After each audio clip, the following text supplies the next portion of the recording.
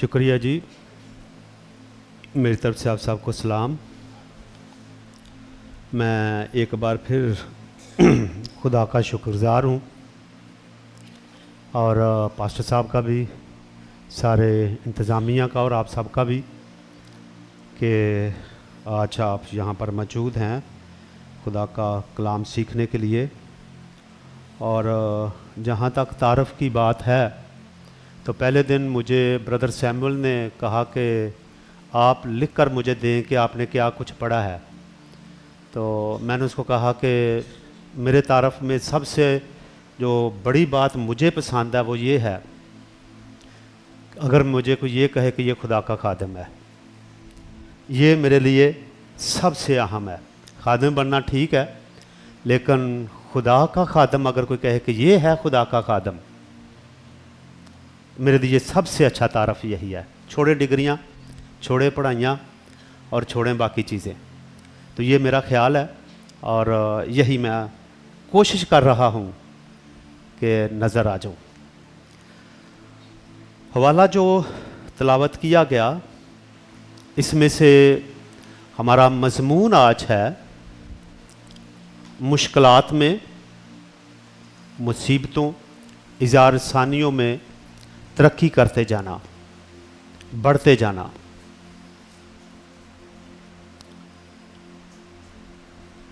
एक दो वाक़या मेरे सामने है, पता नहीं ये वाक़या है या कहानी है, मैंने किसी वक्त पढ़ी, मुझे अभी याद नहीं है कि किसी अखबार से पढ़ी या किसी सोशल मीडिया से पढ़ी, लेकिन मुझे बड़ी अच्छी लगी। वो कोई सिख जवान था, नौजवान नहीं, जवान। आपको पता ना नौजवान और जवान में फ़र्क होता है।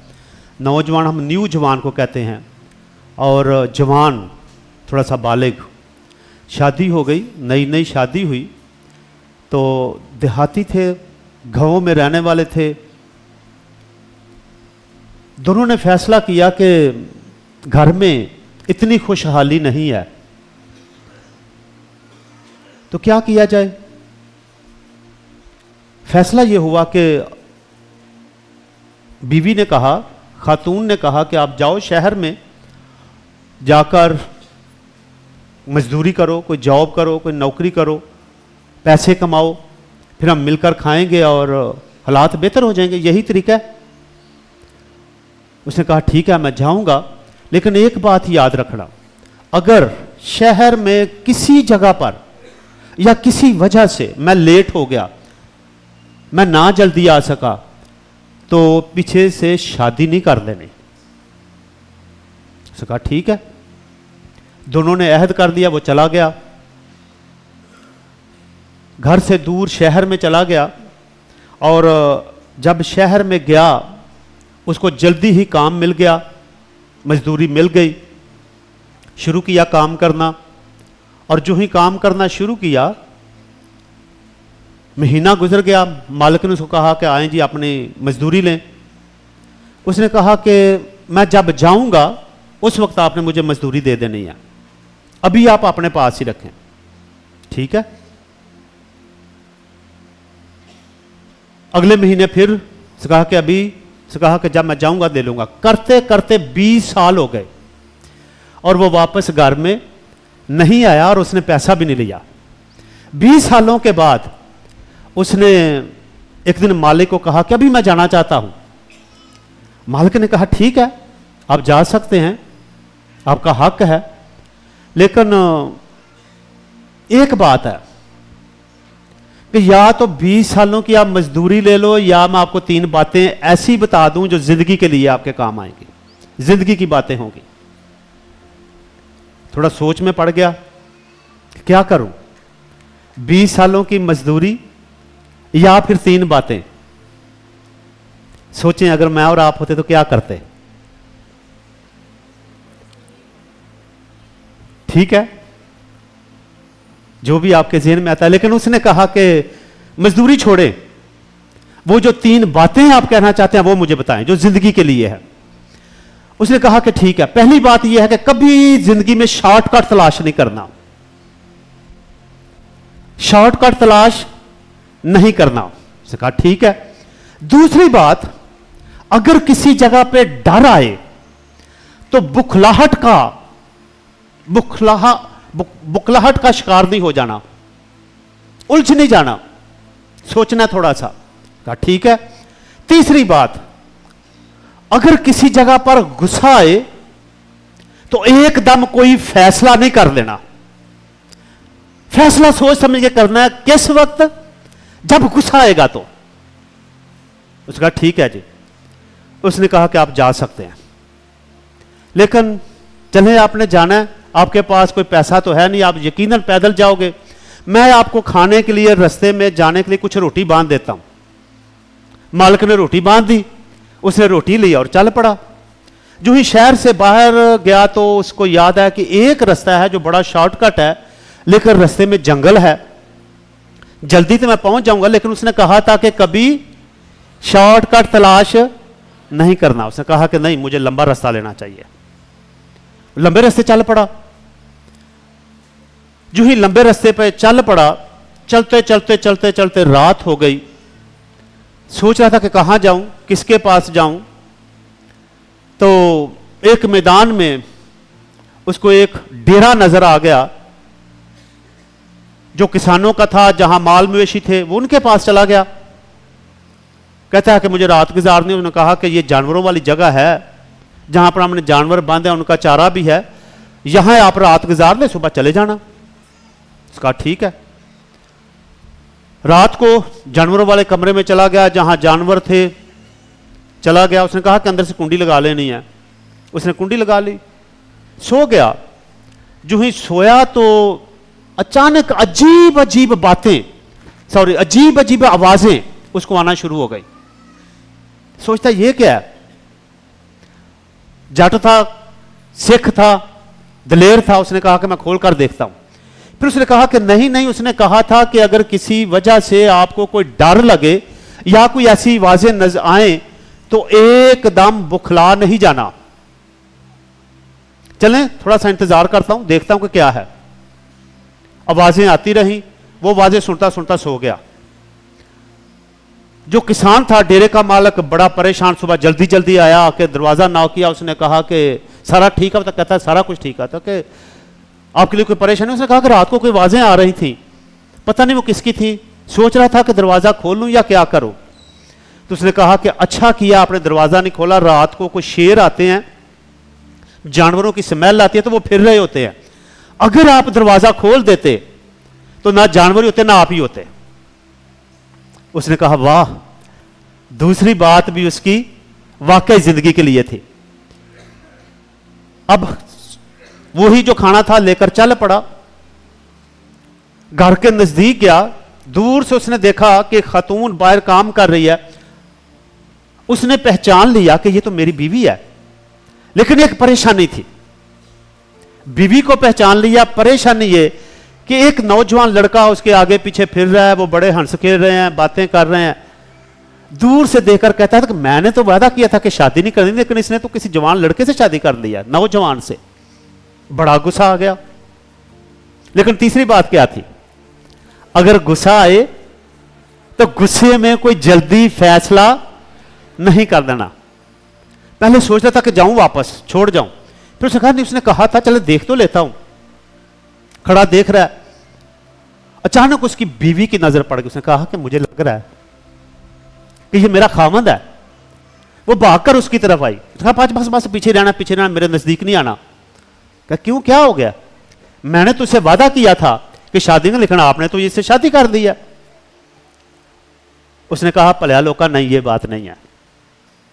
जब आप गए थे तो आपको पता है कि खुदा ताला ने हमें एक उम्मीद लाई थी औलाद की, तो ये आपका ही बेटा है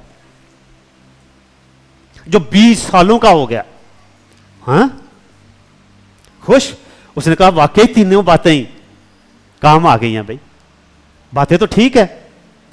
फिर उसकी बीवी ने कहा चलें आए, 20 सालों की कमाई कुछ लेकर आया। वो कहता कुछ भी नहीं। हाँ क्यों? कहा कि मालिक ने कहा था कि या तो जिंदगी के लिए 3 बातें ले लो और या 20 सालों की कमाई ले लो। तो जो 3 बातें उसने मुझे बताई हैं वाकई वो मेरी जिंदगी के लिए हैं, इसलिए मैं सारी कमाई छोड़ आया हूं। कहा ठीक है, लेकिन मेरे पास खाना है जो उसने दिया था, कुछ पराठे शराठे हैं, आए बैठ के खाते हैं, चलो ये तो खा लेते हैं ना जो है। तीनों बैठ गए, खाना खाना शुरू किया, पराठे खा रहे हैं। और पता क्या हुआ फिर आखिरकार? आखिरी रोटी के नीचे पूरी के पूरी 20 सालों की उसकी कमाई मौजूद थी। पैसा भी मिल गया, जिंदगी की बातें भी मिल गई। यहां पर बताने का मेरा मकसद सिर्फ यह नहीं है कि मैं आपको एक वाकया बताऊं या कोई कहानी बताऊं। जिंदगी की बातें तरक्की करने के लिए, और कब तरक्की करने के लिए? जब मुश्किल में होते हैं, जब इजारसानी और प्रोसिक्यूशन में होते हैं, उस वक्त कैसे तरक्की करनी है, उस वक्त कैसे बढ़ना है, उस वक्त कैसे अपनी जिंदगी की मनाजिल को तय करते जाना है। तो पौलुस रसूल ने यह जो थेसलुनीके की कलीसिया को खत लिखा, उसमें तरक्की करने के 3 राज, 3 असूल उसने यहां पर दर्ज किए हैं। और मेरा चैलेंज है कलाम को सामने रखकर कि अगर कोई जिंदगी में इन 3 असूलों को अपना लेगा, राजों को ले लेगा, वो मुश्किलात में, परेशानियों में हमेशा तरक्की करता जाएगा। दोबारा सुने, क्या मैं कह रहा हूं कि खुदा के कलाम को सामने रखकर इस छोटे से हवाले में 4 आयात हैं। पौलुस रसूल यहां पर बताना चाहते हैं कि अगर कोई जिंदगी में 3 असूल ले ले तरक्की करने के, तो सवाल ही पैदा नहीं होता कि जिस्मानी तौर पर और रूहानी तौर पर कोई तरक्की ना कर सके। लेकिन इसके साथ साथ याद रखने की बात है, हवाला हमने तिलावत किया थेसलुनीके को जो खत लिखा गया उसको। पौलुस रसूल ने कहते हैं कि 13 खत लिखे, कभी कुछ लोग कहते हैं कि 14 है, लेकिन कुछ लोग कहते हैं कि 13 है। चले 13 हो या 14 हो, 3 खत ऐसे हैं जो किसी ना किसी तरीके से खवातीन के नाम से मंसूब हैं। दोबारा सुने, मैं ये नहीं कह रहा कि पौलुस ने खवातीन को खत लिखे, ये नहीं मैं कह रहा, माफी जी। किसी ना किसी हवाले से 3 खत ऐसे हैं जो खवातीन के नाम से मंसूब है। पहला खत, पहला और दूसरा करंथियों का है। अगर पुरानी यूनानी पढ़ी जाए, एथनिक ग्रीक पढ़ी जाए, कोने ग्रीक से पहले की मैं बात कर रहा हूं, तो वहां पर जो कुर लफ्ज है यूनानी में, वही हमारा पंजाबी में कुड़ी है। तो इसका मतलब यह हो गया कि जो करंथियों का खत है वो किसी ना किसी हवाले से खवातीन, औरत, लड़की या कुड़ी से मंसूब है। दूसरा इफसियों का खत, अब सबको याद है कि वो एक देवी थी, उसके नाम से। और तीसरा जिसमें से भी हमने हवाला तलावत किया है, थेसलुनीके।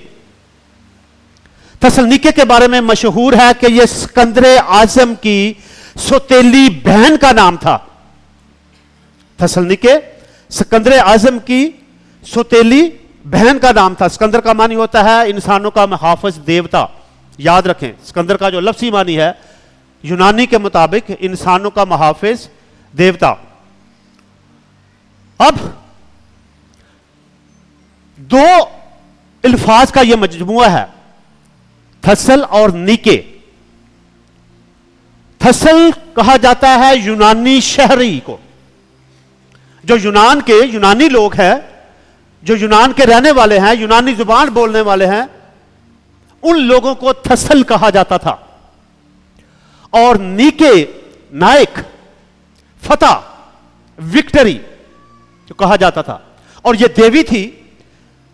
और उधर इसका ख्याल यह भी पाया जाता था कि यूनानियों की वो देवी जो फतह अता करती है, जीत अता करती है।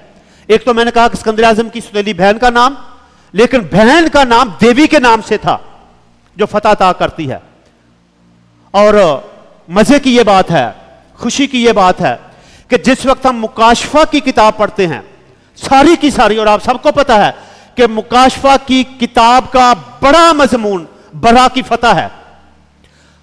मुकाशफा की किताब का बड़ा मजमून बरा की फतह है, और वहां पर यही लफ्ज नाइकोस यूनानी में इस्तेमाल हुआ है, वही लफ्ज नाइके है। और एक और बात है कि जो नाइकी कंपनी है, जो खेलों का सामान बनाती है, जॉगर बनाती है, और भी, वो यही है नाइकी, जिसका मानी फतह। उन्होंने देवी के नाम से रखा था, मुकाशफा की किताब से नहीं। तो यह थेसलुनीके की बात है। पौलुस रसूल ने जिस वक्त यह खत लिखा तो वो जेल में थे, कैद में थे, मुश्किल में थे, लेकिन थेसलुनीके की कलीसिया को लिखते वक्त उन्होंने कहा कि इजारसानियों में, मुश्किलों में घबराना नहीं है। उसकी वजह यह है कि खुदावंद यीशु मसीह आएगा, लॉर्ड्स डे, खुदावंद का दिन होगा जो अदालत का दिन है। उसकी तरफ आपकी तवज्जो, उसकी तरफ आपकी नजरें लगी रहनी चाहिए। मगर इस हवाले में जो अभी हमने तिलावत किया, मैंने कहा कि तरक्की करने के 3 असूल, और याद रखें कि ये जो 3 असूल हैं, यही असूल हमें यीशु मसीह की सलीबी मौत में, सलीबी दुखों में, वही तीनों असूल आपको मिल जाते हैं। आइए देखें पहला असूल, आयत नंबर 9 मैं तिलावत करने जा रहा हूं। जिसके पास बाइबल है वो जरूर अपनी बाइबल खोल कर रखे, क्योंकि थोड़ी सी बातें मैं आपसे मजीद करूंगा, होमवर्क भी दूंगा। किसी के पास किताब है तो वो भी, अगर किसी के पास ई बाइबल है वो भी जरूर खोल कर सामने रखें, क्योंकि चंद बातें हम मिलकर सीखेंगे। आयत नंबर 9, पहला असूल तरक्की करने का मुश्किलात में लिखा है, मगर बरादराना मोहब्बत की बाबत तुम्हें कुछ लिखने की हाजत नहीं। क्यों? क्योंकि तुम आपस में मोहब्बत करने की खुदा से तालीम पा चुके हो, और मकदूनिया के सब भाइयों के साथ ऐसा ही करते हो। मेरा ख्याल है आप पहला असूल समझ गए हैं, सबके सामने आ गया, समझ गए ना? आयत में बड़ा वाज़े है, और है क्या? मोहब्बत क्या? मोहब्बत बराद, आगे क्या है? मोहब्बत करना, मोहब्बत रखना। हां, यहां पर से सोच होगी, यहां पर उसने कुछ नहीं लिखा। मोहब्बत करने की तालीम खुदा से पा चुके हो, बस। अब मोहब्बत करनी है, मोहब्बत रखनी है, यह एक अलग बात है। लेकिन असूल यह बता रहा है, पहला तरक्की करने का, क्या में मोहब्बत होनी चाहिए। अब यहां पर जो गहरी बात पाई जाती है, मसीहों को मोहब्बत रखनी नहीं है, मसीहों को मोहब्बत करनी भी नहीं है। तो फिर क्या करना है? मोहब्बत रखनी भी नहीं है, मोहब्बत करनी भी है, तो करना क्या है? मोहब्बत दिखानी है जी। करने में, रखने में फर्क है, और मोहब्बत दिखाने में फर्क है। क्यों मोहब्बत दिखानी है? उसकी वजह उसने बयान किया यहां पर। वजह यह है कि मसीहों को मोहब्बत करने की तालीम नहीं दी गई,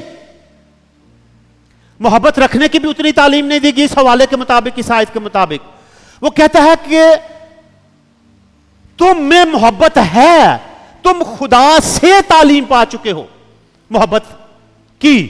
अब कैसे? तो सीधी सी बात है, यूहन्ना ने लिखा था कि खुदा मोहब्बत है। जिस वक्त यीशु मसीह को शख्सी तौर पर कबूल किया, तौबा की, और फिर पाक रूह में मिला, तो इसका मकसद यह है कि मोहब्बत हमारी जिंदगी में आ गई। हमने की नहीं है मोहब्बत, बल्कि खुदावंद यीशु मसीह को पहल लेने से, जान जाने से, तौबा कर लेने से हमारी जिंदगी में मोहब्बत आ गई। यह खुदा से तालीम हमें मिली है कि खुदा मोहब्बत है और हमारी जिंदगी में मोहब्बत है। और जब मोहब्बत हमारी जिंदगी में है तो फिर करने का सवाल नहीं पैदा होता, फिर रखने का सवाल पैदा नहीं होता। फिर उस मोहब्बत को दिखाने की जरूरत पड़ेगी कि मेरी जिंदगी में मोहब्बत है क्या चीज ये? किसको हम मोहब्बत कहते हैं? एक वक्त था कि मैं कुछ अरसा के लिए कराची में था, एक स्कूल में पढ़ाया करता था, थोड़ी देर के लिए आया तो मेरा शौक था किताबें पढ़ने का, मैगजीन पढ़ने का। और एक मैगजीन में मैंने पढ़ा, आम मैगजीन था, जरा बात सुनिए गौर से, मैं कहने क्या जा रहा हूं। आम मैगजीन था, उसमें उसने मोहब्बत लफ्ज को लिया और उसके हरफ बयान किए। कहा उसने क्या? उसने कहा मीम से मरना, मीम से मरना। अगर कोई मरना नहीं जानता तो उसको मोहब्बत करने का भी पता नहीं है। मर जाना मोहब्बत ये सिखाती है। ये आम मैगजीन की मैं बात कर रहा हूं। हे से जो उसने हर लफ्ज बनाया वो मैं मुतफिक नहीं हूं, आप भी मुतफिक नहीं होंगे क्योंकि वो बनता नहीं है, लेकिन उसने लिखा, जो उसने लिखा वही मैं बयान करूंगा। उसने कहा हे से हलाक हो जाना, ये हे वो नहीं है। हलाक वाली हे हमें पता है फर्क है, लेकिन उसने लिखा यही था। उसने कहा हे से हलाक हो जाना, मोहब्बत हलाकत तक ले जाती है। और बे से उसने कहा कि बर्बाद कर देती है, और ते से उसने कहा तबाह कर देती है। दुनियावी तौर पर हो सकता है, लेकिन खुदा की मोहब्बत ना तबाही, ना बर्बादी और ना हलाकत तक हमें लेके जाती है। इसलिए ऐसी मोहब्बत की बात नहीं है यहां पर। तो फिर क्या है? एक मसीही ने इसके बारे में कहा कि मीम से मेहरबान होना, मोहब्बत है मेहरबान हो जाना, मेहर दिखाना। और मेहर क्या होती है? बेलौस लोगों के काम आना, कोई किसी कीमत का, किसी उजरत का, इवजाने का, रिवार्ड का ख्याल ना करना मेहर होती है। उसने कहा कि मोहब्बत मसीहत में मेहर को पेश करती है, मेहरबानी को। उसने कहा हे से हलीम हो जाना, जिसके अंदर मोहब्बत है वो हलीम हो जाता है। और बे से बर्दाश्त करने वाला, और ते से तहम्मुल करने वाला। अब ये जो चार बातें मसीही किसी ने कही, उनको आप सामने रखें तो यकीन जाने पाकरू का फल भी यही है। और जब पाकरू की हम बात करते हैं, पाकरू के फल की हम बात करते हैं, तो मैंने कहा कि पालूस रसूल ने लिखा है कि ये तालीम खुदा से हम पा चुके हो। और मैंने कहा कि खुदा मोहब्बत है, और दूसरी तरफ पाकरू का फल जो गलतियों 5 बाब 20 आयत और 22 आयत से हमें मिलता है, वहां पर मिलता है 9 बातें। उसमें 4 बातें मैंने बयान कर दी कि मेहरबानी, हलीमी, नेकी, परहेजगारी, बर्दाश्त करना भी उसमें आएगा। तो हमल सबर जो है, यह बात है कि जब पाक रूह हमारे अंदर है तो फिर मोहब्बत का फल हमारे अंदर है। और जब फल लगता है तो फल को बताने की जरूरत नहीं है कि मैं फल हूं। लोग उस फल को देख लेते हैं, किसको फल लगा हुआ है। यही बात है मसीहत में यह कही गई है कि मोहब्बत दिखानी है। अब खुदावंद यीशु मसीह को देख लें, वो सलीब पर गए, कोड़ों की मार खाई, खून बहाया, ये सारा कुछ क्या था? ये क्या ये उनकी मोहब्बत नहीं थी? तो वो ये मोहब्बत दिखा रहे थे कि यहां तक मसीह मोहब्बत की जाती है, यहां तक बाइबल में मोहब्बत की बात की गई है। इसलिए मसीह खुदा ने सलीब पर जान दी थी कि हम उसकी मोहब्बत को देख ले। और यही बात यहां पर पालूस रसूल फरमा रहे हैं कि आप में मोहब्बत देखी जानी चाहिए। और यह पहला और गहरा असूल है तरक्की करने का। पंजाबी जुबान च असीं आखने कि 100 को ते जाके ते अपनी मझ का दुध पीवीदा। सुना कभी ये जुमला जी? जो पंजाबी हैं उनको पता चल गया होगा, आज के नौजवानों को शायद उतना ना पता चलो। 100 को ते जाके ते अपनी मझ का दुध पीवीदा, इसका मकसद क्या है? मकसद यह है कि अगर आपने किसी को मोहब्बत दिखाई है तो कल को वो भी मोहब्बत दिखाएगा। अगर आपने किसी की इज्जत की है तो वो भी आपकी इज्जत करेगा। अगर आप किसी के दुख सुख में खड़े हुए तो वो भी आपके दुख सुख में खड़ा होगा। और अगर आपने मोहब्बत नहीं दिखाई तो सवाल ही नहीं पैदा होता कि लोग आपसे मोहब्बत रख सकें या आपको मोहब्बत दिखाएं। तो जो मोहब्बत दिखाने वाला शख्स है उसका काम कभी रुका नहीं है। और जब काम ना रुके, काम होते जाएं, तो क्या फिर तरक्की नहीं होगी? तरक्की होगी, बढ़ता जाएगा। जितनी भी मुश्किलें आएंगी, जितनी भी परेशानी आएंगी, वो तरक्की करता ही जाएगा, इसलिए कि उसके अंदर पाक रूह जो मोहब्बत है, खुदा जो मोहब्बत है, वो लोग देख रहे हैं। लेकिन दूसरी तरफ पतरस ने इसको लिखा, मोहब्बत बहुत से गुनाहों पर पर्दा डाल देती है। सच है कि नहीं? कितने जो वाकई दूसरों की पर्दा डालते हैं या उछालते हैं। कोई कमी आ जाए, कोई कमजोरी आ जाए, ईमानदार इंसान है, हो सकता है, किसी वक्त भी हो सकता है, करते हम क्या है उस वक्त? पर्दा डालते हैं वाकई, या क्या होता है? आप सबको पता है। सोचना ये एक हल्की सी मशक हम कर लें मोहब्बत के बारे में, जो बड़ा मशहूर बाब है उसको खोल ले मोहब्बत का, और हल्की सी मशक, मैंने कहा था कि जिसके पास बाइबल है जरूर खोले, अपनी बाइबल खोले। आइए जरा एक हल्की सी मशक करते हैं कि मोहब्बत है क्या, जिसकी हम बात कर रहे हैं वो है क्या। पहला करंथियों 13वां बाब, जल्दी से हम करेंगे ताकि हम दूसरे दो राज भी सीख सके। पहला करंथियों 13वां बाब, आयत नंबर 4 से। जिसके पास बाइबल है वो जरूर अपनी बाइबल अपने सामने खोले, और पढ़ना भी आपने खुद ही है।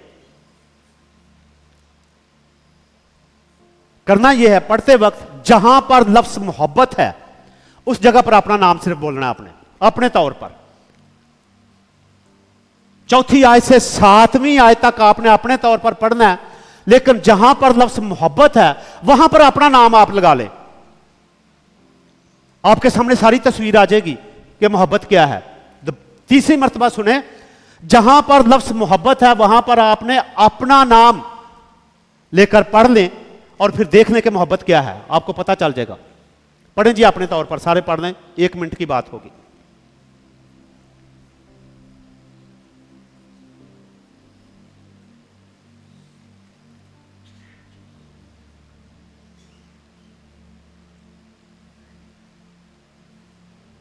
सातवीं आयत तक पढ़ना जी।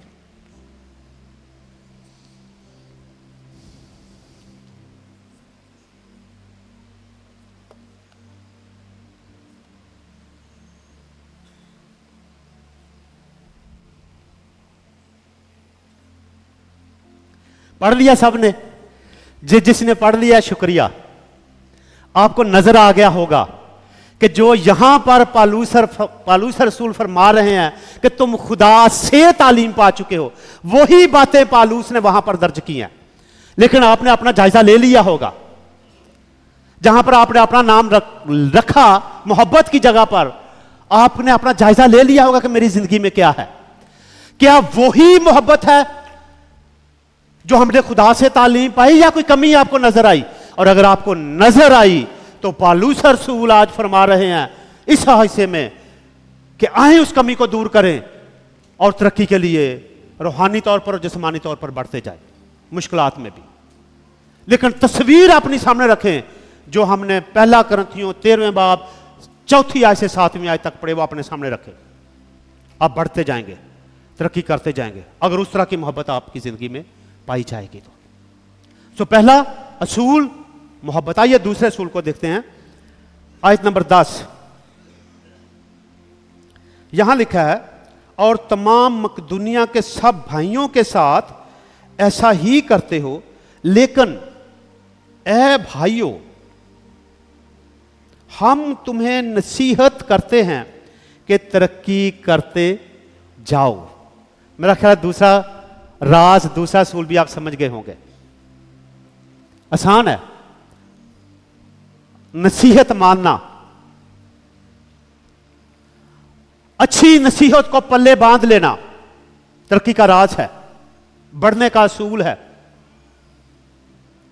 और अगर कोई अच्छी नसीहत को नजरअंदाज करता जाए और नजरअंदाज करता रहे तो समझ ले कि वो अपनी तरक्की रोक रहा है, वो अपने आप को पीछे लेकर जा रहा है। हमारा माशरा बहुत सारी मिसालों से भरा पड़ा है। मैंने आपको एक जट की, एक सिख की मिसाल बताई शुरू में। किया क्या था उसने जिससे जिंदगी उसकी बेहतर हो गई, बच भी गया। यही बात है, नसीहत वाली बात है। आमतौर पर आप सोच लें, हम किसी ना किसी तरीके स्कूल गए, पढ़े, कुछ टीचर्स हैं पढ़ा भी रहे होंगे। अगर कोई बच्चा अच्छा ना पढ़ रहा हो क्लास में तो टीचर क्या करता है, उसको नसीहत करेगा, कभी कभी सख्ती भी करते हैं। और अगर बच्चा वो नसीहत मान ले क्या होगा? और अगर ना माने, टीचर्स का तो काम ही है, वालिदैन का तो काम ही है, ये तो कहते हैं कहते रहो कहते रहो, कहने में बरकत, इनका तो काम है कहना, माने या ना माने, और वो नसीहत रद्द करते जाए, बेहतरी नहीं होगी, तरक्की नहीं होगी। सच बात है अजीजों, याद रखें कि हमारे हाथों में रूहानी तौर पर और जिस्मानी तौर पर तरक्की करने के लिए नसीहत खुदा का कलाम है, जो खुदा की तरफ से है, जिससे हमने मोहब्बत की तालीम पाई। साथ ही उसने हमारी नसीहत के लिए, ताकि हम तरक्की कर सकें, अपना कलाम दे दिया। और यह कलाम दुनिया में अनमोल कलाम है, जिसका मुकाबला दुनिया में अभी तक, आज तक, जब से दुनिया बनी है, और मैं ये कहता हूं कि जब तक दुनिया रहेगी, कोई भी इसको चैलेंज नहीं कर सकता। ये वो नसीहत है, और जब इसको कोई चैलेंज ही नहीं कर सकता तो फिर याद रखें कि इसको मान लेने से तरक्की होगी, तरक्की करते जाएंगे। मुझे याद है कि जब मैं छोटा था, गांव में, देहात में, पिंड में, अपना पेंडू ही, अभी मैं अपने आप को पेंडू ही कहता हूं, तो वो लकड़ी के गड्ढे होते थे, गड्ढे, दो जानवर आगे बांधे और वो कच्चे कच्चे रास्ते होते थे, उन्हें फिर वो जाते थे। तो एक दिन मैं था और एक और छोटा मेरी उम्र का ही लड़का, गड्ढा गुजरा था, शौक होता है कि उसके पीछे लटक जाओ या उसके ऊपर बैठ जाओ तो बड़ा मजा आएगा, तो उसके ऊपर बैठ गए दोनों ही। तो जो मेरे साथ था क्रिश्चियन लड़का, उसने सिगरेट निकाली, माचिस निकाल लिया और सिगरेट लगाई और मजे से उसके ऊपर बैठकर सिगरेट पी रहा था, छोटा बच्चा। वो जो लकड़ की गाड़ी का वाला शख्स था, मुसलमान, उसने रोक दी। उसने उसको कहा कि मुझे भी सिगरेट दो। उसने कहा कि मेरे पास तो सिगरेट नहीं है। उस शख्स ने कहा कि मैं आपको एक थप्पड़ मार दूंगा भी। वो लड़का छोटा सा कहता है उसको कि आप क्यों थप्पड़ मार दोगे, मैंने अपने घर से पैसे लिए हैं, मैंने खुद सिगरेट खरीदा है, खुद मैं पी रहा हूं, आप क्यों मारोगे, आपका क्या हक है मुझे मारने का? आप बुजुर्ग हो, आपको जरूरत है तो आप अपने पैसे खर्चें और आप भी ले लें और जाकर पिए, आपने क्यों मुझसे मांगी है? तो उसने कहा बड़े प्यार से, उसने कहा मैं थप्पड़ इसलिए नहीं मारना चाहता आपको कि आपने मुझे दी नहीं है, थप्पड़ इसलिए मारना चाहता हूं कि इतने छोटे हो और इतनी छोटी उम्र में आपको ये सिगरेट नहीं पीना चाहिए। तो नसीहत के लिए मैं आपको मारना चाहता हूं। मैं बिल्कुल, मुझे याद है, छोटे ही थे उस वक्त। खैर वक्त गुजरता गया, वो लड़का बड़ा हो गया और यकीन जाने उसने नसीहत नहीं मानी। बड़ा होकर क्या बन गया? वो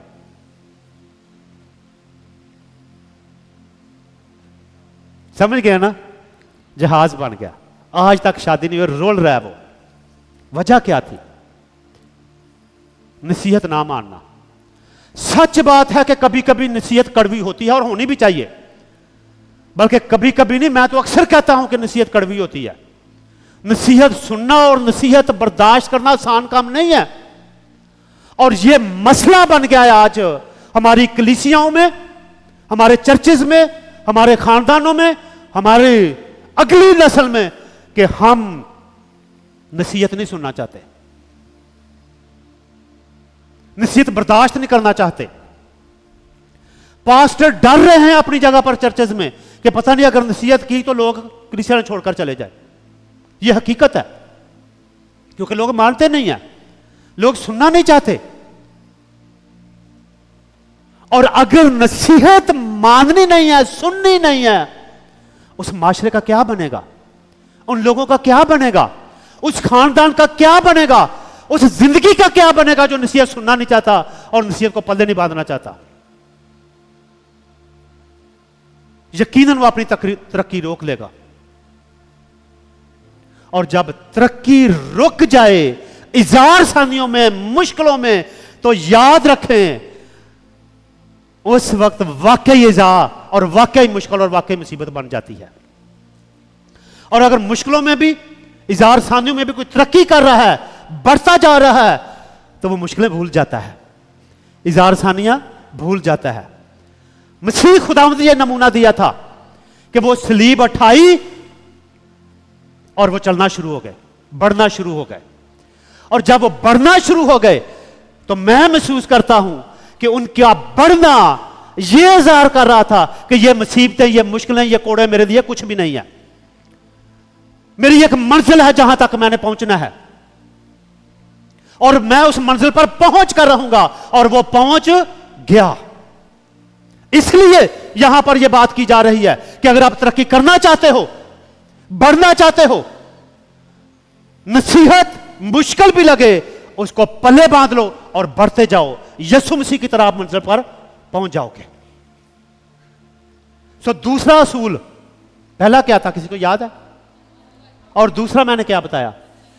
नसीहत, जो पालूस ने मैं बयान की बताया। आइए तीसरा देखें, आयत नंबर 11 लिखा है, सॉरी, हेलो, लिखा है, और जिस तरह हमने तुमको हुक्म दिया चुपचाप रहने और अपना कारोबार करने और अपने हाथों से मेहनत करने की हिम्मत करो। तीसरा असूल वाजे है, समझ गए सारे के सारे? क्या? मेहनत करना या शॉर्टकट तलाश करना? शॉर्टकट भी है, एक तरफ मेहनत है और एक तरफ शॉर्टकट है। हमारी आदत बन गई है कि हम शॉर्टकट पे ज्यादा जाना चाहते हैं। मेहनत कम लोग करने की सोचते हैं। पता नहीं रातों रात क्या बनना चाहते हैं, रातों रात क्या हम बन जाएं, इस तरह से सोच रहे होते हैं। लेकिन यहां पर पालूस रसूल फरमा रहे हैं, मेहनत करने की हिम्मत करो। करो भाई, मेहनत करने की हिम्मत। मगर खूबसूरती इसमें यह है कि उसने मेहनत करने के असूल साथ लिख दिए, साथ असूल भी लिखे इसी आयत में। दोबारा से देखें, और जिस तरह हमने तुमको हुक्म दिया, आगे लफ्ज क्या है? चुपचाप रहने। इसका मकसद यह है कि ढिंढोरा नहीं पीटना कि आप क्या कर रहे हैं। अपनी मेहनत की तरफ तवज्जो दो, अपने काम की तरफ तवज्जो दो। इससे बेहतरी होगी, इससे आप बढ़ते जाएंगे। लेकिन हमारे बहुत से लोग ऐसे हैं, उनकी मेहनत थोड़ी सी पता नहीं बता क्या क्या रहे होते हैं। वो इतनी लंबी लंबी रिपोर्टें, इतना लंबा लंबा काम, बैठ से तो बातें खत्म ही नहीं हो रही होती कि हमने पता नहीं क्या कुछ तीर मार दिए हैं। ठीक है, हर एक का अपना असूल है, हर एक का अपना तरीका। लेकिन पालूस रसूल यहां पर मेहनत करने के रसूल कहते चुपचाप रहने।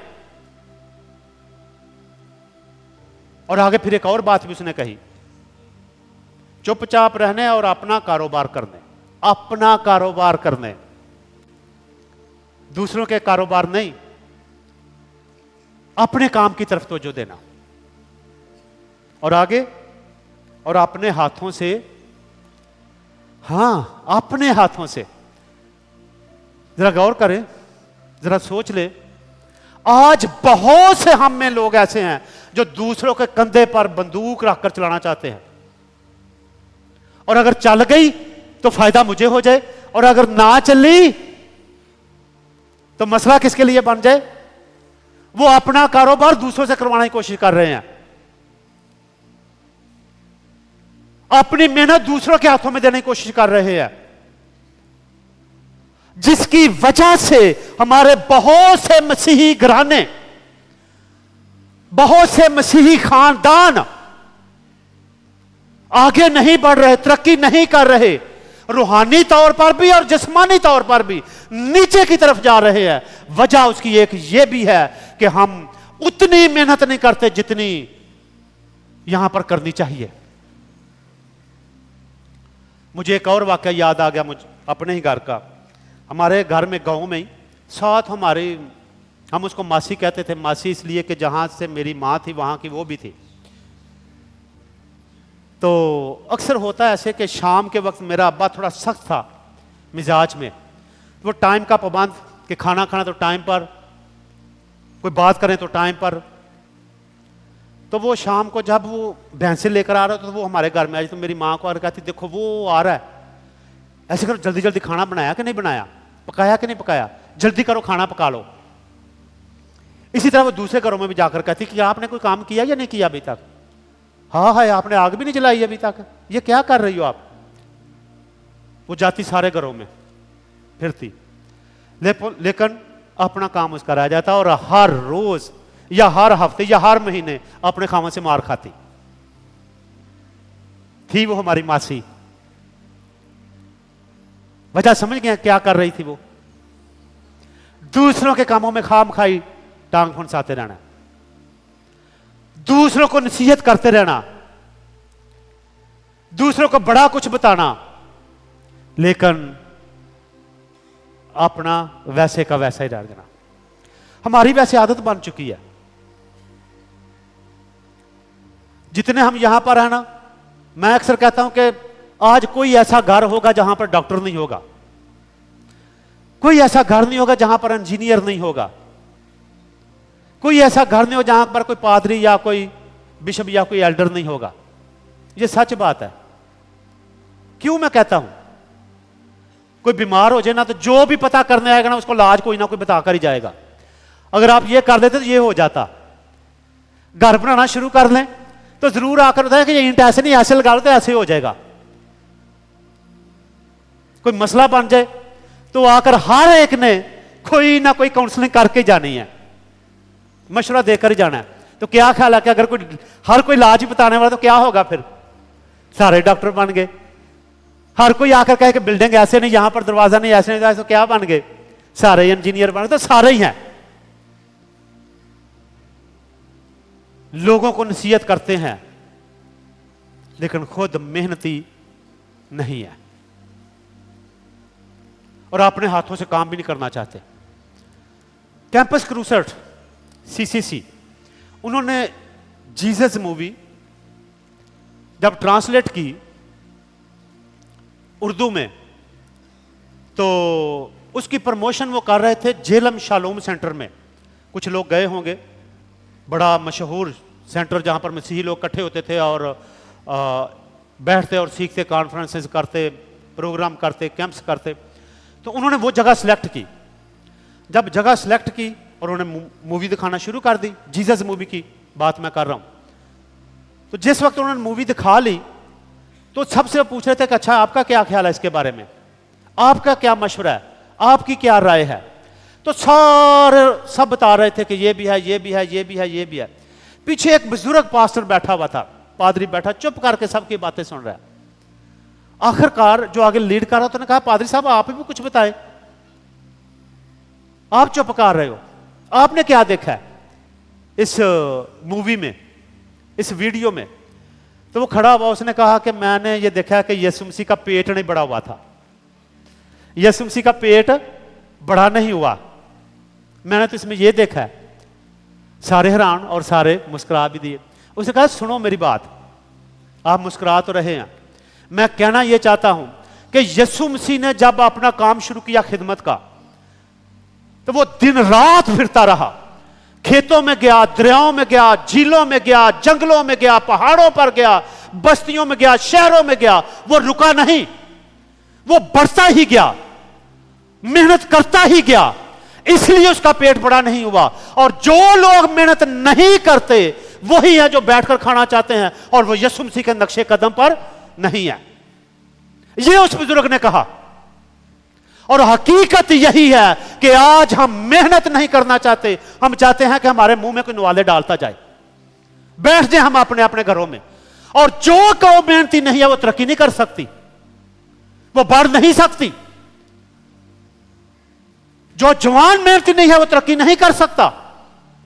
जिस खानदान में सुस्ती है वो तरक्की नहीं कर सकते।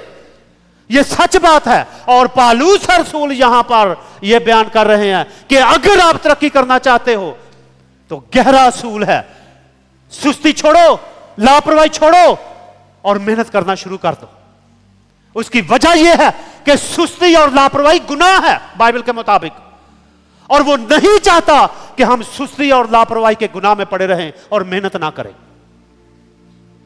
और मैंने कहा कि यीशु मसीह का यही नमूना है। और अगर आप उसके नमूने को देख लो, सलीब को उठाकर जाना कलवरी पर, तो इससे सख्त मेहनत और कोई थी नहीं जो उसने करके हमें दिखा दी। और जब उसने करके दिखा दी तो फिर मेरा और आपका काम भी बनता है कि हम सुस्ती छोड़ दें, मेहनत करना शुरू कर दें। आप कहेंगे कि हम तो बड़े मेहनती हैं, सुबह उठते हैं, जल्दी जाते हैं काम पर। ठीक है भाई, अच्छी बात है, लेकिन जहां पर उसने कहा कि अपना कारोबार करने और अपने हाथों से, इसका भी एक मानी है। मानी इसका यह है कि अपनी तरफ तवज्जो दे, अपने ऊपर इन्वेस्ट करें, सबसे पहले अपने आप को देखें। और अगर आप अपने ऊपर नहीं इन्वेस्ट कर सकते कुछ भी, तो तरक्की रुक सकती है। फिर भी बड़ी तहकीक हुई इस पर, बड़ी रिसर्च इस पर हुई कि ये अपने ऊपर करने की, इन्वेस्ट करने की क्या बात है।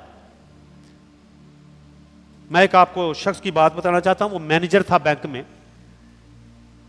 और जब बैंक में मैनेजर, तो उसकी कुछ प्रमोशन हो गई। और जब प्रमोशन हुई तो जो पहली प्रमोशन की सैलरी उसको मिली, वो गया और जाकर किताबें ले आया। कोई 2 लाख रुपए की किताबें खरीद के ले आया। वो उसने किताबें पढ़ना शुरू कर दी। 2-3 सालों में सारी किताबें पढ़ गया वो।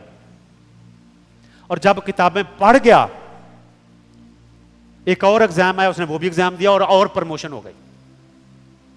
वो फिर गया और किताबें ले आया और प्रमोशन होती गई। एक और मिसाल देखें, मैं काफी मिसालें हैं दुनिया में, माशरा भरा पड़ा है। मिसाल के तौर पर कोई भी दफ्तर है, कोई भी स्कूल है, एक वो शख्स है जो बाहर गेट पर बैठा हुआ है, और एक वो शख्स है जो अंदर ऑफिस में बैठा हुआ है कुर्सी पर। दोनों ही इंसान है, लेकिन दोनों में फर्क क्या है? तालीम का। एक वो है जिसने अपने ऊपर इन्वेस्ट किया है, अपना काम किया है, चुपचाप रहकर अपने ऊपर इन्वेस्ट करता गया, एक वो शख्स है। और एक वो है जो दुनिया की भागदौड़ में लग गया और सोचा कि फलां भी कर दूं, फलां को भी पा देना, फलां को भी पा देना, फलां को भी, और वो वैसे का वैसे ही रह गया। तो मेहनत करने के असूल में यहां पर जब लिखा है ना कि अपने हाथों से अपना कारोबार करने, इसका एक मफहूम यह है कि सबसे पहले अपने ऊपर इन्वेस्ट करो भाई, अगर तरक्की करना चाहते हो तो। अगर किसी ने मैट्रिक किया, आए बड़े आगे मेहनत करे, अपने ऊपर इन्वेस्ट करे। और किसी ने एमए किया तो आए आगे बढ़े और इन्वेस्ट करे, और तरक्की इस तरह से होगी जब आप मेहनत करने के सही डायरेक्शन में आ जाओगे, सम्मत में आ जाओगे, मेहनत आपको तरक्की देगी। ये पालूस रसूल इस आयत में बयान कर रहे हैं। अपने ऊपर इन्वेस्ट करो, अपने काम की तरफ देखो, अपने हाथों से मेहनत करने की कोशिश करो, और अगर ये नहीं करेंगे तो यकीन जाने हम पीछे रह जाएंगे। रूहानी तौर पर क्या है? रूहानी तौर पर यह है कि हम अपनी जिंदगी को देख नहीं रहे होते कि मेरी जिंदगी अंदर क्या है, मैं क्या हूं, दूसरों को देख रहे होते हैं, दूसरे ने ऐसे कर दिया, दूसरे ने ऐसे कर दिया। पालूस रसूल जब अपनी बात करते हैं तो कहते हैं अपने आप कर देखो भाई, अपनी जिंदगी को देखो अगर रूहानी तरक्की करनी है। सो 3 असूल यीशु मसीह की सलीबी मौत में भी यही थे। तरक्की करने का राज रूहानी तौर पर और जिस्मानी तौर पर भी यही है। और मैं दोबारा कहना चाहता हूं, अगर कोई जिंदगी में ये 3 असूल ले ले, रूहानी तौर पर बढ़ता जाएगा और जिस्मानी तौर पर वही शख्स होगा जो मुश्किलात को, इज़ार सानियों को भूल जाएगा, दुखों को भूल जाएगा। याद हो गए 3 असूल? पहला कौन सा था? मोहब्बत करनी है, मोहब्बत रखनी है, दिखाएं। दूसरा असूल नसीहत को पल्ले बांधे। तीसरा असूल मेहनत करें और अपने आप पर ज्यादा जोर दिखाएं। अब नतीजा क्या है, रिजल्ट क्या है इसका? 12वीं आयत, आइए जरा देखते हैं 12वीं आयत भी। 3 असूल बताने के बाद आयत नंबर 12 का शुरू बहुत को, ताकि यह नतीजा है, रिजल्ट है, होगा क्या, अंजाम क्या होगा? ताकि बाहर वालों के साथ शाइस्तगी से बर्ताव करो। ये बाहर वाले कौन थे? गैर कौमों की बात थी भाई ये। अब सबको पता है कि आज चर्च जोर लगा रहा है मिशन वर्क पर। पूरी दुनिया में जितने भी मसीही हैं जोर लगा रहे हैं, आए मिशन वर्क करें, आए इवेंजलिज्म करें, आए आगे बढ़े, मुनादी करें, दुनिया को जीतें। और अभी सारे की सारी दुनिया 2033 की देख रही है। अब सबको पता है 2033 क्या है, पता ना सबको? बड़ी मुहिम चल रही है पूरी दुनिया में 2033। अगर हम जो कैलेंडर इस्तेमाल कर रहे हैं, इस कैलेंडर को लें और पहली सदी से शुरू करें, यकम से, तो 33 साल तक यीशु मसीह ने मनादी की और सन 33 में यीशु मसीह आसमान पर चले गए। तो 2033 में यीशु मसीह के 2000 साल होंगे आसमान पर उठाए जाने के। 2000 साल 2033 में वो होंगे और पूरी दुनिया के मसीही वो 2033 की तैयारी कर रही है कि हमें तैयारी करना है। लेकिन उस तैयारी में वो कह ये रहे हैं कि जब तक पूरी दुनिया में मसीहत ना पहुंच जाए, ये 2033 का जश्न इतना खूबसूरत नहीं होगा, मिशन वर्क। लेकिन यहां पर पालूस रसूल उसी मिशन वर्क को कह रहे हैं कि अगर 3 असूल आपकी जिंदगी में आप मोहब्बत दिखाना शुरू करें, आप कलाम को जिंदगी में रखें, नसीहत माने कलाम की, और मेहनत करना शुरू करें, तो बाहर वालों के साथ आपका रवैया, आपका बर्ताव ठीक हो जाएगा। और जब ठीक हो जाएगा, मनादी शुरू हो जाएगी। इसने बाहर वालों की उसने बात नहीं की। इसके बाद दूसरा हिस्सा क्या कहा? ताकि बाहर वालों के साथ शाइस्तगी से बर्ताव करो और किसी चीज के मोहताज। इसका क्या मकसद है? कि अगर कोई इन असूलों को नहीं अपनाता, वही है जो मोहताज बना रहेगा, वही है जो मांगता फिरेगा। हम ये प्रोजेक्ट करना चाहते हैं, हम ये करना चाहते हैं, हमें दे दो कुछ ना कुछ, इसी तरह से करते रहेंगे। लेकिन वो यहां पर कहता है कि अगर 3 असूल आप अपनी जिंदगी में ले लेंगे, किसी चीज के मोहताज, ये मैंने कहा था कि मैं चैलेंज करूंगा क्योंकि यहां पर लिखा हुआ है कि आप किसी चीज के मोहताज नहीं होंगे। लेकिन आए असूल तो अपना कर देखें, उनको तो जिंदगी में लेकर देखें, और जो जिंदगी में लेंगे किसी चीज के मोहताज नहीं होंगे। तो क्या चाहते हैं कि हम मोहताज ना हो, हम हाथ फैलाने वाले ना हो? मेरा ख्याल सबकी यही चाहत है। मेरा ख्याल जितने हम यहां पर बैठे हैं, किसी की यह चाहत नहीं है कि मेरी तरक्की ना हो, मैं बढ़ता ना जाऊं, मैं आगे ना जाऊं। किसी की ये सोच नहीं होगी। और अगर बढ़ने की सोच है, खुदावंद यीशु मसीह की सलीबी मौत को सामने रखें और पालूस के 3 असूल मोहब्बत दिखाएं, नसीहत मानें और अपने हाथों से अपना कारोबार करने की हिम्मत करें, ताकि बाहर वालों के साथ शाइस्तगी से बर्ताव करें और किसी चीज के मोहताज ना हो। आइए हम अपने सरों को झुकाएं और हम थोड़ी देर के लिए इस कलाम को अपने सामने रखें।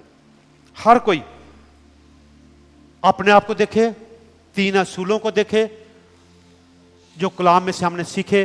खुदावंद यीशु मसीह की सलीबी मौत को अपने सामने रखें। हर कोई किसी तरफ ना देखें, अपने घर को ना देखें, अपने रिश्तेदारों को, सिर्फ अपने आप को देखें कि आज के ये 3 असूल मुझे क्या सिखा रहे हैं, आज का ये कलाम मेरे लिए क्या है। पौलुस रसूल पाक रूह की तहरीक से जब उन्होंने लिखा, मेरे और आपके लिए लिखा, तो मुझे इसमें से क्या हासिल हो रहा है। थोड़ी देर के लिए सोचें, गौर करें, और अगर किसी जगह पर कोई कमी नजर आती है, एक भी असूल आपको कम नजर आता है, कमजोरी नजर आती है, उसको खुदा के सामने रखें और उससे फजल मांगे, खुदा बाप मेरी मदद कर कि मैं इन 3 असूलों को जिंदगी में ले लूं, ताकि मेरा रवैया दूसरों के साथ ठीक हो जाए, मेरा बर्ताव दूसरों के साथ ठीक हो जाए और मैं किसी चीज का मोहताज ना रहूं, मैं बढ़ सकूं। मेरी तवज्जो सिर्फ एजाज सारनियों पर, मुश्किलात पे ना रहे, बल्कि मैं दुखों में भी, मुश्किलात में भी तरक्की करके शादमानी, खुशी हमेशा महसूस करती रहूं। ये उसके कलाम की आवाज है।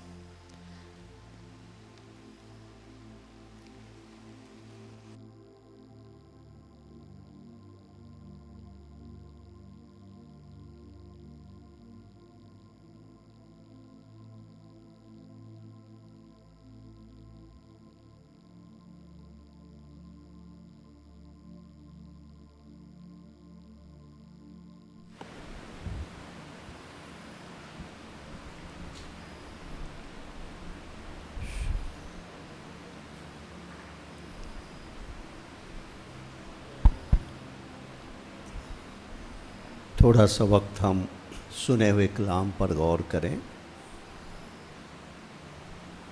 एक संजीदा याद दहानी भी है, तंबीह भी है, और एक ख़बरदारी भी है जो की गई है। अगर हमने शख्सी तौर पर, ख़ानदानी तौर पर, कलीसियाई तौर पर अगर हमने बढ़ते जाना है, तरक्की करते जाना है, तो हमें बड़ी संजीदगी से आज की संजीदा तालीम को अपनाने की ज़रूरत है और खुदा से सच्चे दिल से फ़ज़ल मांगने की ज़रूरत है कि खुदा हमें फ़ज़ल दे कि हम महज खुदा के कलाम को सुनने वाले ही ना हों, बल्कि उस पर अमल करने वाले भी हों। इसका बड़ा इतलाक़ हमारी जवान या नौजवान नस्ल पर है। इंसान की ज़िंदगी मोमबत्ती की तरह होती है। जो लोग बुज़ुर्ग हो गए हैं, 60-70 साल तक उनकी या उससे ज़्यादा उम्र हो गई है, वो एक ऐसी मोमबत्ती हैं जो काफ़ी सारी जल चुकी है, उनकी ज़िंदगी थोड़ी रह गई है। लेकिन हमारे नौजवान बेटे बेटियां, उनके पास इंसानी नुक्ता नगाह से जीने का बहुत वक्त है, कैरियर बनाने का, तालीम हासिल करने का, आला ओहदों पर पहुंचने का, रूहानी तरक्की करने का, समाजी लिहाज से तरक्की करने का एक मौका है जिसका एक दिन भी गंवाना नहीं चाहिए, ज़ाया नहीं करना चाहिए, जिससे खुदा का जलाल भी ज़ाहिर होगा, बाहर वालों के नज़दीक भी हम नेक नामी की ज़िंदगी बसर करेंगे और अपने बुज़ुर्गों को भी आप खुश कर सकेंगे। अपने सरों को उठाइए। 2 बातें मैं जल्दी से कहना चाहता हूँ, कोई इसका बुरा ना मनाए, लेकिन एक नसीहत की बात है। पाकिस्तान का एक बड़ा शहर है, मैं किसी दोस्त के साथ उस शहर से गुज़र रहा था, तो एक बड़ा ब्रिटिश टाइम का चर्च बना हुआ था। तो उसके सामने से जब हम गुज़रे तो मैंने अपने दोस्त से, वो भी खादम थे, तो मैंने उनको कहा कि ये कौन सा चर्च है। उन्होंने नाम बताया। मैंने कहा अच्छा ये तो इस ब्रिटिश टाइम का चर्च बना हुआ है। कहने लगे हाँ। तो कहने लगे कि हमारे जो आर्मी चीफ़ हैं पाकिस्तान आर्मी के, मैं उनका नाम नहीं लेता, तो कहते हैं कि वो क्रिसमस की पार्टी पर उनको बुलाया गया इस चर्च में।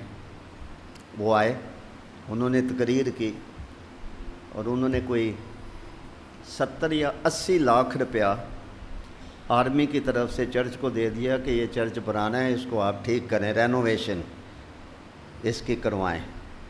तो हमारे क्रिश्चियन बहुत खुश हुए कि भाई आर्मी चीफ़ जो है इतने पैसे उन्होंने चर्च के लिए दिए, हमारी कौम से मोहब्बत का उन्होंने इजहार किया, तारीफ़ें भी उन्होंने बड़ी की। उसके बाद उन्होंने एक संजीदा बात कही। उन्होंने कहा कि आपका मुल्क की तामीर और तरक्की में मसीहों का बड़ा किरदार है, लेकिन मुझे आपसे गिला है। तो सब लोग जो हैं, बताने वाला बताता है कि वो होशियार हो गए कि ये जो चीफ़ ऑफ आर्मी स्टाफ हैं वो क्या, हम इनको हमसे क्या गिला है। उन्होंने कहा कि मुझे आपसे ये गिला है कि आपकी कौम में कुछ कुछ बेटियां हैं जो काफ़ी पढ़ाई लिखाई में तरक्की करती जा रही हैं, लेकिन आपके लड़के उस तौर से तरक्की करते हुए दिखाई नहीं देते। ये मेरा कहना नहीं है, उनका कहना है। मैंने सुना उस बात को, मैंने उसका जायज़ा लिया कि ये बात किस हद तक दुरुस्त है। इसमें कोई शक नहीं कि हमारे बेटे भी बड़े बड़े उहदों पर पहुंच रहे हैं, अच्छी तालीम हासिल कर रहे हैं, ये बिज़नेस में भी कूद पड़े हैं, अच्छी बात है। लेकिन तनासब के एतबार से बेटियां ज़्यादा तालीम पर फोकस करके और वो आगे निकल जाती हैं और नौजवान कदरे पीछे रह जाते हैं। ये हमारे आर्मी चीफ़ का कहना था। जब मैंने इस पे काफ़ी गौर व खौस किया तो 100% तो नहीं, कुछ ना कुछ सच्चाई मुझे भी इसमें नज़र आई और उसका एक असर मैंने देखा है, और वो मैं दुआ के लिए आपके सामने रख रहा हूँ। मैं एक और कलाम नहीं सुना रहा। वो ये है कि हमारे राब्ते में बहुत सारी हमारी बेटियां हैं जिनकी उम्र ढल रही है, शादी की उम्र से आगे बढ़ चुकी हैं, और उसकी और वजूहात के साथ साथ एक बड़ी वजह जो है वो मुनासिब रिश्ते ना मिलना है। और मुनासिब रिश्ते में कोई भी अपनी बेटी को पढ़ा लिखा के लाखों रुपया उसकी तालीम तरबियत पे लगा के किसी अहरे वगैरह के हाथों थोड़ी दे देंगे जो रोटी भी ना खिला सके। तो इसलिए ये एक बड़ी संजीदा बात है। मैं साल के बाद या 1 साल छोड़ के अपना पूरा मेडिकल चेकअप करवाता हूँ। एक दिन एक बड़े डॉक्टर के पास मैं बैठा, बहुत लायक आदमी है, तो मुझे कहते आप अक्सर मेरे पास आते, क्रिश्चियन है ना आप? मैंने कहा डॉक्टर साहब आपको मेरे नाम से, मैं तो कई सालों से आता हूँ, 1-2 साल के बाद मैं अपनी आंखें वगैरह चेक करवाता हूँ। बड़ी तारीफ़ें करने लगा, कहने लगा मैं आज जिस कुर्सी पे बैठा हूँ ना, मैं आप लोगों की वजह से हूँ। मैंने कहा डॉक्टर साहब कैसे? कहता मैं क्रिश्चियन स्कूलों का पढ़ा हुआ हूँ, मेरी ज़िंदगी बनाने में क्रिश्चियंस का बड़ा हाथ है, और मैं बग़ैर किसी मुबालगे के कहता हूँ कि आज जिस कुर्सी पे मैं बैठा हूँ, ये कराची के डॉक्टर की बात है, मैं नाम नहीं लेता, तो आज जहाँ मैं बैठा हूँ ये आप लोगों के मसीही असातिज़ा, उन्होंने पढ़ाया, उनकी ज़िंदगी, उनकी मेहनत, उनका खलूस जो है, आज मैं सबसे सीनियर डॉक्टर हैं आँखों के। मैं सुनता रहा। कहने लगे एक बात मैंने करनी है, अगर आप बुरा तो नहीं मनाएंगे। मैंने कहा करें आप। कहने लगा कि आपकी कौम बड़ी कीमती है इस मुल्क में, मैं मुसलमान हूँ, इसके बावजूद भी मैं सराहता हूँ आपकी कौम को, लेकिन मुझे आपसे गिला है। मैंने कहा डॉक्टर साहब बताइए। उससे पहले मैं आर्मी चीफ की बात सुन चुका था। उसने कहा गिला ये है कि मैंने आपके लड़कों को देखा है, को कड़े पहने होंगे, को गले खुले होंगे, को पान खा रहे होंगे, को छोटे मोटे अदना काम ये कर रहे होंगे, लेकिन मैं देख रहा हूँ कि आपकी कौम तनज़्ज़ुली की तरफ जा रही है, तरक्की की तरफ नहीं जा रही। ये उन्होंने मुझे कहा। मैंने इसको कहा डॉक्टर साहब मेरे कोई इनकार नहीं है जो आपने बात कही है, मैं आपके साथ मुत्फिक हूँ, ये हमारा दर्द है, ये हमारा अलमिया है, जो कुछ आप कह रहे हैं हम इसको महसूस करते। कहते मुझे भी आपकी कौम से मोहब्बत है, मैं चाहता हूँ कि ये भी अच्छे ओहदों पर पहुँचें, को पढ़ें। ये तो छोटे छोटे काम जो उन्होंने बताए वो मैं नहीं यहाँ जिक्र करता, वो करते रहते हैं। आए आज हम एक संजीदा दुआ करें और समझ के साथ और ईमान के साथ करें कि हमारे बच्चे खुदा की राह अपनाएं, वो राह जो खुदा कादिर मुतलक बाप ने यशुआ को बताई थी कि शरीयत की ये किताब तेरी नज़रों से ओझल ना हो, जो इसमें लिखा है इस पे तो एहतियात करके अमल कर तो तू खूब कामयाब होएगा। जिधर तू जाएगा खुदावन तेरा खुदा तेरे साथ साथ जाएगा। तो इसलिए राज ये है कि खुदा का जब कोई हाथ थाम लेता है या उसकी पोशाक का किनारा को छू लेता है, उसके पीछे नेक नीयती से, ये हेरा फेरी के किस्म के ईमानदार नहीं, चर्च में कुछ तो बाहर कुछ। आप चल के तो देखें नेक नीयती से, कामयाबी आपके पीछे चल कर आएगी। सादा जुमले में मसीह ने कहा था पहले खुदा की बादशाही और रास्तबाजी की तलाश करो, बाकी सारी चीज़ें तुम्हारे पीछे आएंगे, तुम्हें मिल जाएंगी। तो आज हम ये दुआ करें कि खुदा ना सिर्फ इस चर्च के लिए, पूरी कौम के लिए पाकिस्तान में फैली हुई है, कि खुदा कलीसिया पाकिस्तान पर कोई ऐसी करम की निगाह करे, कोई ऐसा रिवाइवल भेज दे, कोई ऐसी बेदारी भेज दे, कोई ऐसी इलाही मुदाखलत, डिवाइन इंटरवेंशन हो जाए हमारे घरों में, कलीसियाओं में, कि हर शख्स दूसरे को तामीर करने के लिए अपना अपना किरदार अदा करे। बुज़ुर्ग कुछ नहीं कर सकते, कम से कम उनकी दुआएं बड़ी अहमियत की हामिल हैं हम सबों के लिए। नौजवानों को अपनी दुआओं में याद रखा जाए, खादमों को अपनी दुआओं में याद रखा जाए। खादम इन चैलेंजेस को कबूल करके अपने कौम को चैलेंज करें, आंसू बहाएं और नसीहत करें, खुदा से कलाम लेकर अपनी कौम तक पहुंचाएं, ताकि हम खुदा की आवाज़ सुनें और अंबिया की तरह हम सुनने वालों तक पहुंचाएं, ताकि एक बड़ी तब्दीली आए। सो हम एहतराम के साथ, सिर्फ सुस्ताने के लिए नहीं, एहतराम के साथ इस यकीन के साथ खड़े हों कि खुदावन हमारे दरमियान है। जैसे शरीयत में बताया गया था कि अगर ख़ास तौर पर नौजवानों को, कि अगर किसी का सर सफ़ेद हो तो तू उसके सामने उठ खड़े होना, वो एहतराम सिखाया गया था, बुज़ुर्ग का एहतराम सिखाया गया था। मैं जो आपको कह रहा हूँ, मैं बुज़ुर्गों के बुज़ुर्ग का एहतराम सिखा रहा हूँ कि हम उसके हुज़ूर खड़े हों और सब के सब अपने दिलों में, बुलंद आवाज़ से नहीं, अपने दिलों में ये दुआ करें कि ये नंग हमसे दूर हो, ये कमी हमसे दूर हो, हम अच्छी राह इख्तियार करें, तरक्की करें, जिससे खुदा का जलाल ज़ाहिर हो, बाहर वालों के लिए भी हम बाइस से बरकत बने। हमारा मुकाबला थोड़ी है किसी के साथ, हमें तो पहला दर्स ही मोहब्बत का दिया गया है। मजहबी तासब हमारे अंदर नहीं होना चाहिए, बिल्कुल नहीं होना चाहिए। ना किसी के साथ हमने मुआजना और मुकाबला करना है। हमने खुदा की नसीहत माननी है, उसका कलाम हमने मानना है।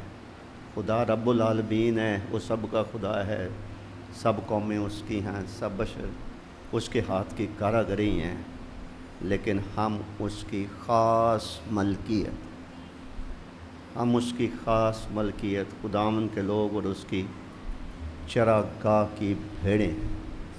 सो हम दुआ मांगेंगे। भाई फ्रेडरिक आप आएँ, दुआ करें अलीसिया के लिए, हम सबों के लिए। खुदा हमारे गुनाहों को माफ़ करे, खुदा हमारे घरों में नाराज़गी दाखिल ना होने दे, रोके उसको रोकने में हमारी मदद करे। खुदा हमारे नौजवानों को नसीहत पजीर, तरबियत पजीर होने का फजल दे। ध्यान रखें, फोकस करें अपनी ज़िंदगी बनाने के लिए, अपने ऊपर इन्वेस्ट करने के लिए मेहनत करें। जैसे उन्होंने बताया, किसी ने जिस खादम ने आपको कलाम सुनाया, कुछ 4-5 MA उन्होंने ख़ुद भी किए हुए हैं, उन्होंने बताया नहीं है, उनका बड़ापन है। तो आगे बढ़ें, बेटियां बढ़ें, बेटे बढ़ें। हम इस मुल्क में अपने बदनों से, अपने ख़ानदानों से, कलीसिया से बहसीयत कौम खुदा का जलाल ज़ाहिर करें।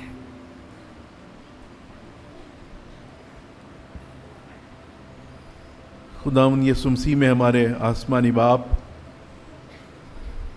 हम तेरा शुक्र बजा लाते हैं।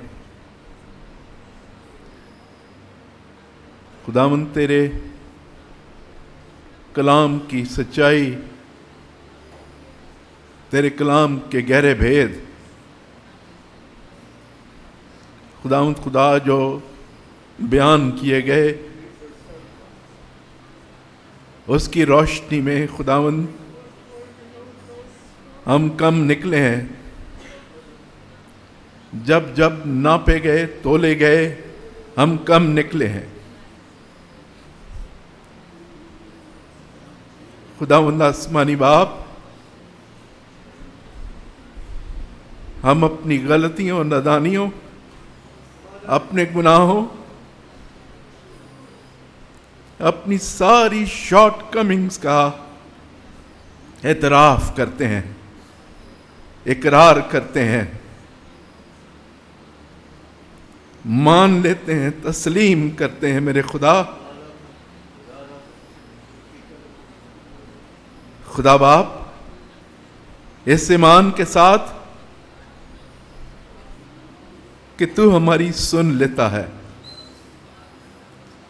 इस ईमान के साथ कि तू हमारी सारी कमियां, कमजोरियां, घाटे पूरे करता है। खुदा बाप, इस वक्त एक कलीसिया की सूरत में जिसका सर तू है, खुदावंद हम तेरे सामने सरनगू हैं, तुझे सिजदा करते हुए तुझे मानते हैं, तुझ पर ईमान रखते हैं, भरोसा रखते हैं कि खुदा बाप, जिस मुल्क में तूने हमें रखा हुआ है, इस मुल्क में हमें नूर की मानित चमकना सिखा दे। हमारी हैसियत पहाड़ पर बसे हुए उस शहर की मानिंद हो जाए जिसकी रोशनी कोने कोने तक फैल जाए। खुदा बाप, जो सलाहियतें, जो काबिलियतें खुदावंद तूने हमें दे रखी हैं, हमें उनको बरूए कार लाकर खुदावंद तेरे नाम को ऊंचा करने और जलाल देने के लिए इस्तेमाल होने का फजल और तौफीक बख्श दीजिए। खुदा बाप, हम अपने बच्चों के लिए, नौजवान बेटे और बेटियों के लिए बेशक हम फिक्रमंद हैं, बेशक खुदा हम ईमान भी रखते हैं, नौजवान नस्ल के साथ हो मेरे खुदा। खुदा तू हमारे बच्चों को अक्ल, दानिश और फहम दे। हमारे बच्चों की आंखों से छिलकों को गिरा, ताकि खुदा बाप ये हिकमत और दानिश पाए, तेरे कलाम की तरबियत में रहना सीख जाए, कलाम की तरबियत से बाज ना आए मेरे खुदा। खुदा बाप हमारी सुन ले मेरे खुदा। हमारे बच्चों को खुदा इस दुनिया के हम शक्ल होने से बचा ले। हमारे बच्चों को खुदावंद अपनी पहचान, अपना इरफान दे दे। यीशु मसीह की वो कामिल मोहब्बत, खुदा बाप तेरी मोहब्बत की वो सिफ्त उनके अंदर रच बस जाए मेरे खुदा। खुदा बाप किसी भी नसीहत या तरबियत का बुरा ना मनाए, बल्कि खुदा बाप उसको दिल में रख कर गौर करते रहे, ताकि तरक्की करते चले जाएं। खुदा बाप हम तेरा शुक्र बजा लाते हैं, क्योंकि तू हमें मुफीद तालीम देता है। खुदा बाप हम तेरी शुक्रगुजारी करते हैं। तेरा कलाम रास्ती और सच्चाई है, और सच्चाई से वाकफियत हमें आजादी देती है। खुदावंद हम तेरा शुक्र बजा लाते हैं आज के खूबसूरत कलाम और आज के खुदावंद इज्तिमाई तौर पर हमारे इकरार को खुदावंद अपने हुजूर में कबूल फरमा, और हमें दुआ मांगते रहने का फजल और तौफीक दे, ताकि हम अपने बच्चों की तरबियत तेरे कलाम के वसीला से कर सकें, और खुदावंद तेरा नाम हमारे खानदानों में इज्जत और जलाल पाए। हमारी इस मिन्नत इल्तिजा को सुन, मांगते हैं तेरे प्यारे बेटे अपने खुदावंद यीशु मसीह के नाम के वसीला से, आमीन। खड़े खड़े हम एक गीत गाएंगे खुदावंद की शान में। क्वायर हमारी रहनुमाई करेगी। खौफ ना कर, ना घबरा, मैं तेरे साथ हूँ।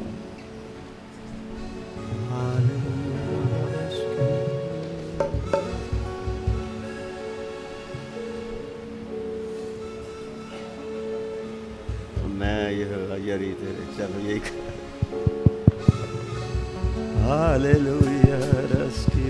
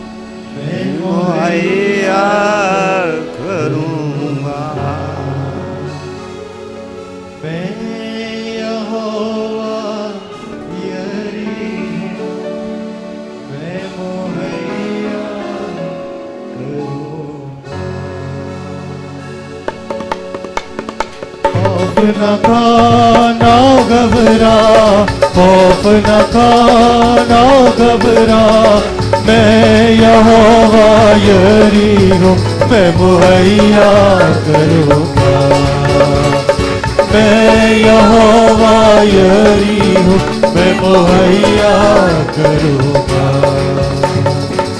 मैं ही तुझको संभालूंगा, मुश्किलों से निकालूंगा, मैं ही तुझको संभालूंगा, मुश्किलों से निकालूंगा, तूफानों में आऊंगा, मैं ही तुझको बचाऊंगा, तूफानों में आऊंगा, मैं ही तुझको बचाऊंगा।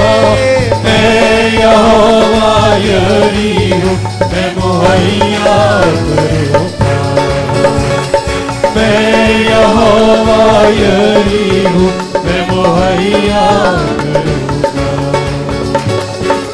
मेरे पर्दे में आ जा तू, मेरे साए में आ जा तू, मेरे पर्दे में आ जा तू, मेरे साए में आ जा तू, अपने परों में छुपा लूंगा, अपनी बाहों में पना लूंगा, अपने परों में छुपा लूंगा, अपनी बाहों में पना दूंगा। मैं यहोवा यरी हूँ, मैं मुहैया करूँगा, मैं यहोवा यरी हूँ, मैं मुहैया करूँगा। मुझसे दिल को लगा ले तू, अपना माज़ी भुला दे तू, मुझसे दिल को लगा ले तू, अपना माज़ी भुला दे तू। मैं ही तेरा शाफी हूँ, तेरे गुनाहों की माफी हूँ, मैं ही तेरा शाफी हूँ, तेरे गुनाहों की माफी हूँ। मैं यहोवा यरी हूँ, मैं मुहैया करूँगा, मैं यहोवा यरी हूँ, मैं मुहैया करूँगा। तेरे गुनाह से मैं वाकिफ हूँ, फिर भी प्यार मैं तुझसे करूँ। तेरे गुनाह से मैं वाकिफ हूँ, फिर भी प्यार मैं तुझसे करूँ। अपने गुनाहों को ना तू छुपा, एक उसकून को जो है बहा, अपने गुनाहों को ना तू छुपा, एक उसकून को जो है बहा। मैं यहोवा यरी हूँ, मैं मुहैया करूँगा, मैं यहोवा यरी हूँ, मैं मुहैया करूँगा। खौफ न खाना घबरा, खौफ न खाना घबरा, मैं यहोवा यरी हूँ, मैं मुहैया करूँगा, मैं यहोवा यरी हूँ, मैं मुहैया करूँगा, मैं मुहैया करूँगा, मैं मुहैया करूँगा।